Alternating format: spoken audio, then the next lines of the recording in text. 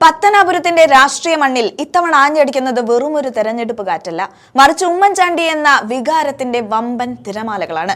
മന്ത്രി കെ.ബി. ഗണേഷ് കുമാറിനെ അക്ഷരാർത്ഥത്തിൽ മുൾമുനയിൽ നിർത്തിക്കൊണ്ട് സോളാർ ഗൂഢാലോചന കേസിൽ പുറത്തുവന്ന പുതിയ വെളിപ്പെടുത്തലുകൾ മണ്ഡലത്തിലെ രാഷ്ട്രീയ സമവാക്യങ്ങളെ ആകെ മാറ്റിമറിച്ചിരിക്കുകയാണ്. പത്തനാപുരം ഇത്രയേറെ ചർച്ച ചെയ്യപ്പെടാൻ കാരണം വർഷങ്ങളായി മണ്ഡലം കൈപ്പിടിയിൽ ഒതുക്കി വെച്ചിരിക്കുന്ന ഗണേഷ് കുമാറിനെതിരെ ഉയർന്നിരിക്കുന്ന രാഷ്ട്രീയ ചതി എന്ന ഗുരുതരമായ ആരോപണമാണ്. ഉമ്മൻചാണ്ടിയെ സോളാർ കേസിൽ കുടുക്കാൻ ഗൂഢാലോചന നടത്തിയത് ഗണേഷ് കുമാറാണെന്ന് അദ്ദേഹത്തിന്റെ മുൻ പേഴ്സണൽ സ്റ്റാഫ് അംഗം തന്നെ കോടതിയിൽ മൊഴി നൽകിയിരിക്കുകയാണ്. Kottarakkara first class judicial magistrate മുൻപാകെ DCC general secretary SE Sanjay Khan നൽകിയ ഈ മൊഴി പത്തനാപുരത്തെ വോട്ടർമാർക്കിടയിൽ വലിയ തോതിലുള്ള ചർച്ചകൾക്കാണ് വഴി തുറന്നിരിക്കുന്നത്.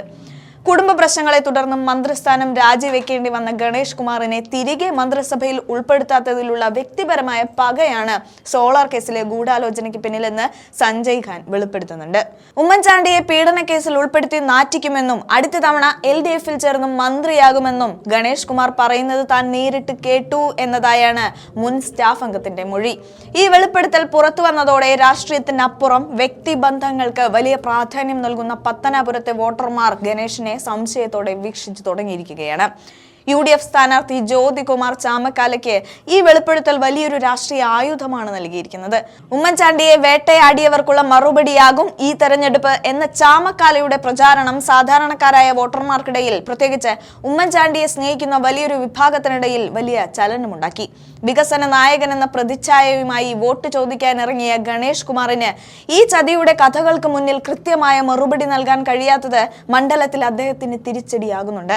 സോളാർ പരാതിക്കാരിയുടെ കത്തിൽ 4 പേജുകൾ അധികമായി കൂട്ടിച്ചേർത്തതിന് പിന്നിൽ ഗണേഷ് കുമാറാണെന്ന ആരോപണം നേരത്തെ തന്നെ നിലനിൽക്കുന്നുണ്ട്. ഇതിന് ബലം നൽകുന്നതാണ് പുതിയ കോടതി മൊഴി. വഞ്ചനയുടെ രാഷ്ട്രീയമാണോ അതോ വികസനത്തിന്റെ രാഷ്ട്രീയമാണോ പത്തനാപുരത്ത് വേണ്ടതെന്ന ചോദ്യം UDF ശക്തമായി ഉയർത്തുന്നുണ്ട്. ഉമ്മൻചാണ്ടിയുടെ കല്ലറ സന്ദർശിച്ചും അദ്ദേഹത്തിന്റെ സ്മരണകൾ പുതുക്കിയും ചാമക്കാല നടത്തുന്ന പ്രചാരണം കോൺഗ്രസ് പ്രവർത്തകർക്കിടയിൽ വലിയ ഉണർവ് ഉണ്ടാക്കിയിട്ടുണ്ട്. LDF-നുള്ളിലെ ആഭ്യന്തര പ്രശ്നങ്ങളും ഗണേഷിന് തലവേദനയാകുന്നുണ്ട്. CPM-ലെ ഒരു വിഭാഗത്തിന് ഗണേഷ് കുമാറിനോടുള്ള അതൃപ്തി ഇത്തവണ വോട്ടെടുപ്പിൽ പ്രതിഫലിക്കാൻ സാധ്യതയുമുണ്ട്.